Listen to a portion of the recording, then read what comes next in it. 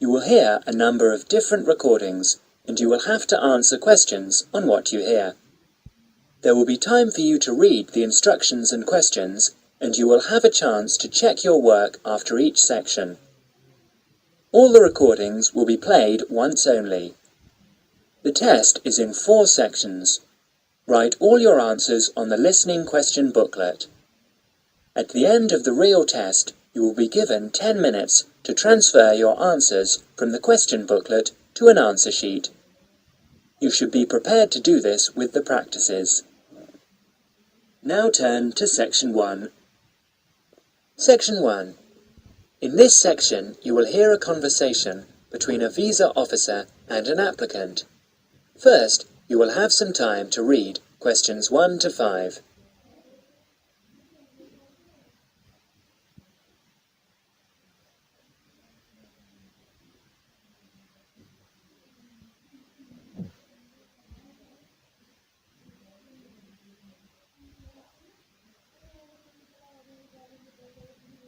You will see that there is an example which has been done for you. On this occasion, only the conversation relating to this will be played first. Good morning, Visa Office. How can I help you? Good morning. I'd like to apply for a visa to Australia, please. Certainly, sir.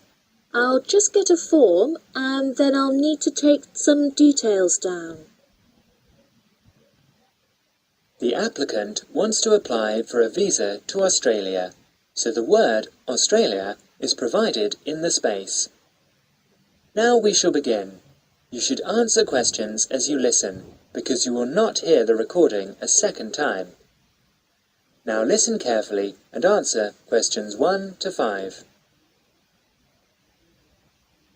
Good morning, Visa Office. How can I help you? Good morning. I'd like to apply for a visa to Australia, please. Certainly, sir. I'll just get a form and then I'll need to take some details down. Okay, here we go. Right, can I have your name, please? Yes, it's Okamura, Kelly Okamura. And how do you spell that, please? K-E-L-L. No, your family name, please. Oh, sorry. It's O-K-A-M-U-R-A. O-K-A-M-U-R-A.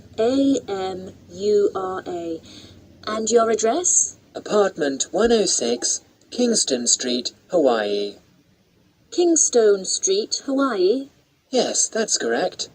So you're an American? Actually, I was born in Japan, but moved to Hawaii 6 years ago. And can I have your age, please, Mr. Okamura? I'm 32. And are you married? Yes, I am. My wife's Chinese.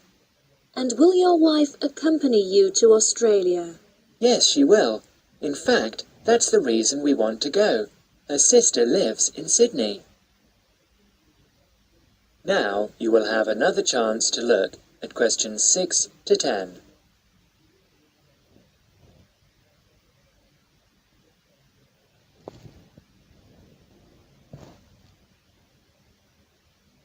As the conversation continues, answer questions 6 to 10. Do you have any relatives living in Australia? I used to have an uncle, but he died several years ago. Now, there's only my sister-in-law and my wife's cousin. So, the purpose of your trip is to visit your wife's relatives, am I correct? Well, not exactly. Mainly because I have my own trading company and I will be looking for business opportunities. Although I do want to do some travelling as well. You know, see some of the sights, that sort of thing. Although I don't intend to work in Australia. And your wife, what will she be doing? She'll be studying English. She wants a student visa. And how long do you plan to stay? About 1 year, I guess. Well, I'm afraid a standard tourist visa is only valid for 30 days. Although in your case, we can issue you with a business visa. Business visas last for 6 months, but you will be able to renew it. We can give your wife a 12-month visa, though. 6 months is okay. So what do I need to do now? Come along to the office any time during weekdays, but it must be office hours. We close at 5:30. And bring along 2 passport-size photos, and your passport, of course. Your wife will also need 2 photos. So that's 4 passport-size photos in total. Okay, thank you for your help. Bye. Bye. That is the end of section 1. You will have half a minute to check your answers.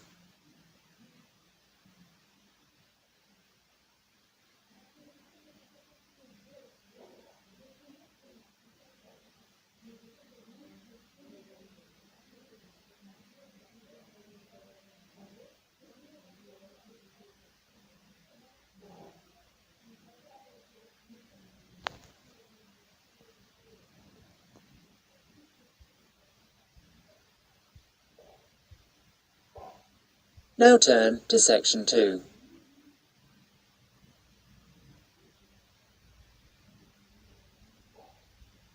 Section 2. You will hear an informative talk given by Michael on how to keep out burglars and keep your home safe. Before you listen, you have a chance to read questions 11 to 20.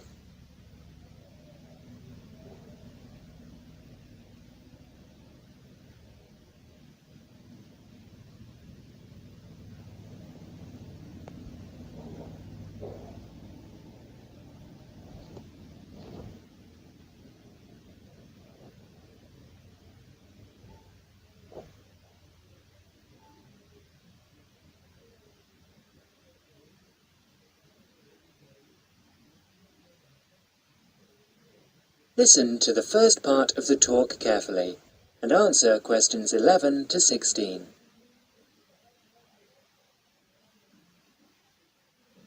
Keep them out. There's no fail-proof way to keep out a burglar, but every little bit of deterrence helps. Even if you can't afford a security system, you can take a few minutes to make your home a little safer. Some relatively simple steps will greatly decrease the odds of a break-in, which means you can enjoy more peace of mind. And isn't that what home is all about? Think like a burglar. If you were one, how would you get into your home?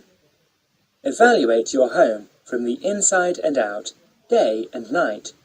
You might even try a mock break-in, trying window jambs and locks on the house's perimeter. To keep out a burglar, the first thing to do is to secure the windows. Though windows are relatively easy to break, the loud noise of shattering glass will deter a thief if you're near other houses. Don't leave your windows open during the night, whether you're at home or away. That's a common sense precaution, but a surprising number of people forget to do just that. Use a pick-proof locking device for your windows. Make sure the frames are solid. If you're beyond the earshot of your neighbours, they won't hear the glass breaking. Consider installing a plexiglass sheet for the more accessible windows. This will make entry through them more difficult. Your doors should also be secured. If you don't have a peephole, install one in the front door. If you have one, make sure that you and your family are in the habit of using it.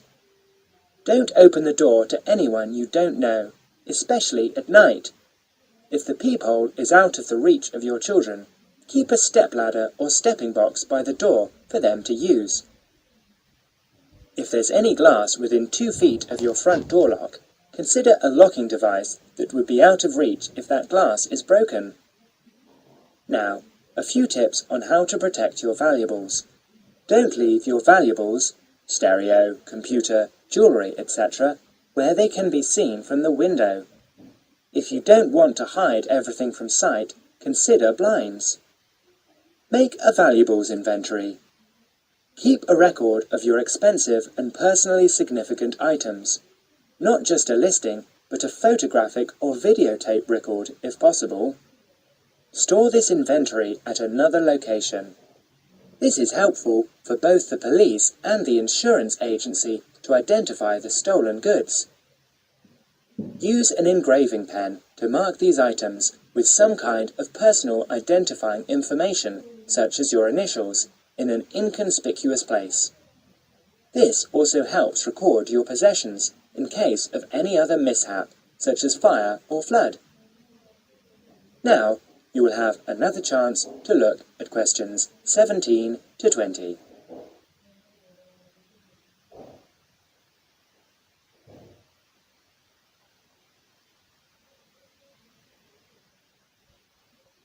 As the talk continues, answer questions 17 to 20. Don't stop your security awareness at the outside walls of your house. Your yard areas, if any, also deserve your attention. In general, don't leave anything around the yard that might help a burglar get into your house. Ladders, stackable boxes, or any garden tools should be put away, preferably in a locked cabinet. Install a light in your yard that is sensitive to movement. Place it high and out of reach. Trim hedges or bushes that are near doors or windows. These can be good hiding places. Don't place outdoor furniture tables nearby the house. These could become an easy stepladder to the roof. When you are on vacation, create the occupancy illusion. Maybe you laughed at your mother for leaving the lights on and the radio playing while she left for vacation, but she had the right idea. Those steps aren't quite enough, so try these strategies. Buy electronic timers that turn lights on and off at different times. Hook up a timer to your TV for a few hours each evening. Turn the volumes up too. Not enough to annoy the neighbours, just enough that a lurker at the windowsill couldn't miss hearing it. Have your newspaper and mail delivery suspended. If you don't have time to do this, ask a neighbour to pick them up for you.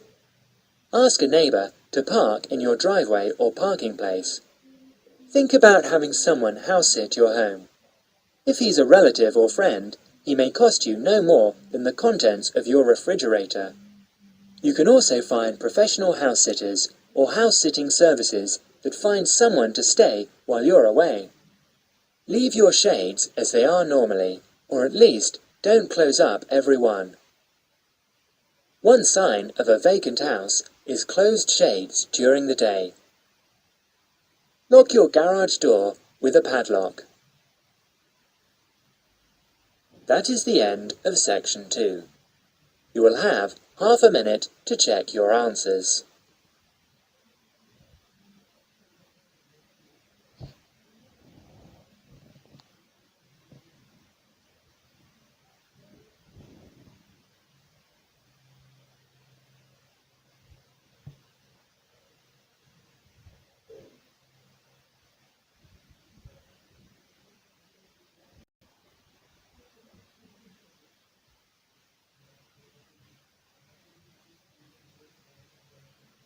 Now turn to section 3.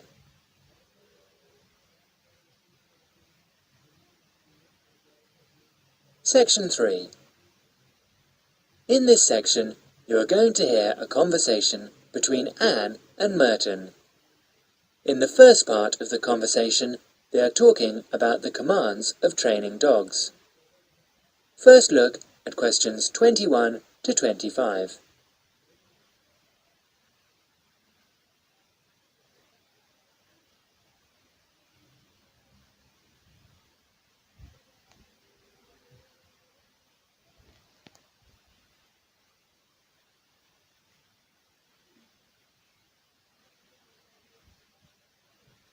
Now listen carefully and answer questions 21 to 25. So, that research paper we have to do next is the one about different styles of training dogs. How do you think you'll approach writing it? You know, I've been thinking about it, and I feel that the best way to write it is to divide the paper into two main parts. In the first part would be analysing some examples of each style of training dogs. Right.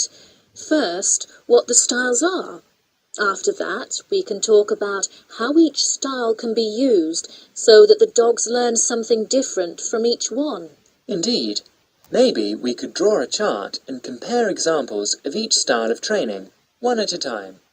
So, the different kinds of training would be simple obedience training. There you would have things like teaching them to sit or stay in one place, and so on. Right. So included here would be simple audio commands, like speak. Yes, basic commands are just spoken words, aren't they? And then there would be the more guard-oriented training, where the dogs are trained to know a specific place well. Patrolling and barking are probably the best examples, because most people have seen them in many places, especially in homes. And this would lead us to the attack dog training, which is physical as well as spoken. Training the dog to knock someone down, and even bite if they have to. Right. So there's another category as well. Sniffing dogs, which make up the searching category. I've read that in the UK, every major airport or government building has these dogs to search for all kinds of dangerous items. In the second part of the conversation, Anne and Merton talk about all kinds of training and what kind of dog they are suitable for. You will have another chance to look at questions 26 to 30.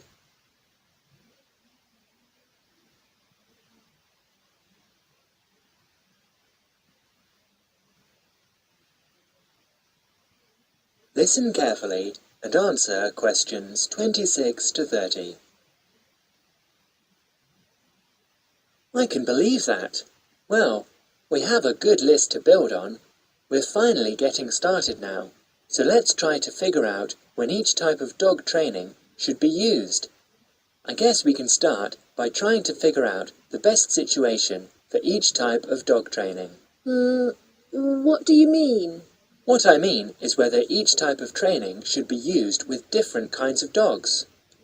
We could use basic obedience training, for example, and ask whether it's more useful for a small dog, a medium-sized dog, and so on. In this case, I'd say obedience training is best with small dogs, because they tend to get excited easily, and this will help keep them out of trouble. Okay, that makes sense. Then, let's look at physical training. Even though some people think it's ideal for every breed of dog, I think it's better suited to the larger kinds. Small dogs usually just aren't smart enough to understand the physical commands, and they can even get hurt from them. The specialized sniffing training is the same. I think it's better with the more intelligent breeds of dogs, and it's hardly ever useful with really small dogs. Attack training, however, can be useful for every kind of large dog, as long as the dog is treated well and given a lot of attention and care. All right. And what about guard training? Barking is an ideal way for small dogs to guard a home. I know they aren't big enough to stop a person, but making some noise is often all a dog needs to do. Other kinds of guard training, like biting, though, are different. I'd always plan to teach that to a smart dog, giving them a chance to use their brains and defend their homes. I'd have to agree. Trainers often just teach large dogs to bark at a person when they think something isn't right. But if the dogs know how to use physical skills in a bad situation, they could save their owner's life someday. Yes, I suppose that different people would have different needs for their pets. Right, and different trainers would recommend different methods for different breeds. That is the end of section 3. You will now have half a minute to check your answers.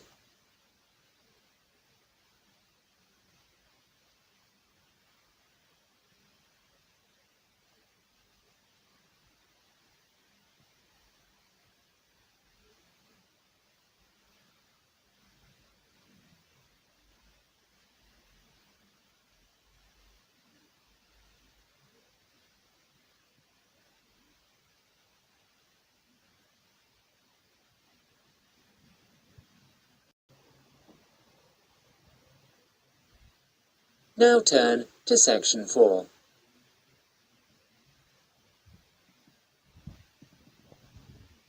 Section 4. In this section, you will hear a lecture given by Dr. Jesperson about children's language acquisition. As you listen to the talk, answer questions 31 to 40. First, you will have some time to look at questions 31 to 40.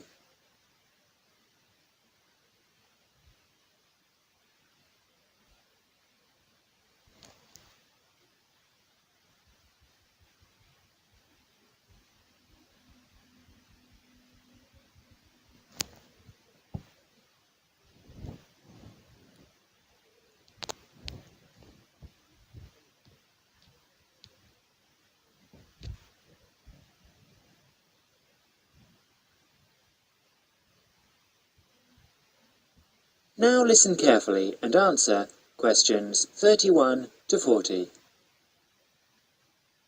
Today, in our series of lectures on human language, we are going to be looking at the way in which children acquire language. The study of how people learn to speak has proved to be one of the most fascinating, important and complex branches of language study. So let's look at these three features in turn. Firstly, why is it fascinating? This stems from the natural interest people take in the developing abilities of young children. People are fascinated by the way in which children learn, particularly their own children. Secondly, it is important to study how we acquire our first language, because the study of child language can lead us to a greater understanding of language as a whole. The third point is that it's a complex study, and this is because of the enormous difficulties that are encountered by researchers as soon as they attempt to explain language development, especially in the very young child. In today's lecture, we will cover a number of topics. We will start by talking about research methods. There are a number of ways that researchers have investigated children's language, and these include the use of diaries, recordings, and tests, and we'll be looking at how researchers make use of these various methods. We will then go on to examine the language learning process, starting with the development of speech in young infants during the first year of life. This is the time associated with the emergence of the skills of speech perception. In other words, an emergence of the child's awareness of his or her own ability to speak. We will continue with our examination of the language learning process, this time by looking at language learning in the older child, that is, in children under 5. As they mature, it is possible to begin analysis in conventional linguistic terms, and so, in our analysis, we will look at phonological, grammatical, and semantic development in preschool children. In the second part of the talk, I would like to review some educational approaches to the question of how linguistic skills can be developed. In other words, how can we assist the young child to learn language skills at school? Initially, we will look at issues that arise in relation to spoken language. We will then look at reading and review a number of approaches that have been proposed in relation to the teaching of reading. Finally, we will conclude today's talk with an account of current thinking about the most neglected area of all, the child's developing awareness of written language.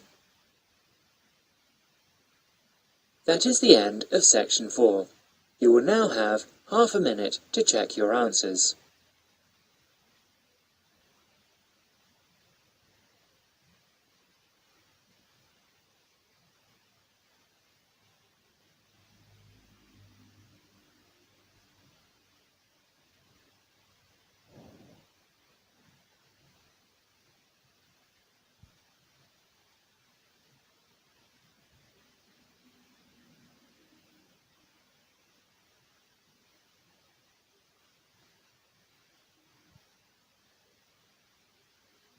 That is the end of Listening Practice Test 5.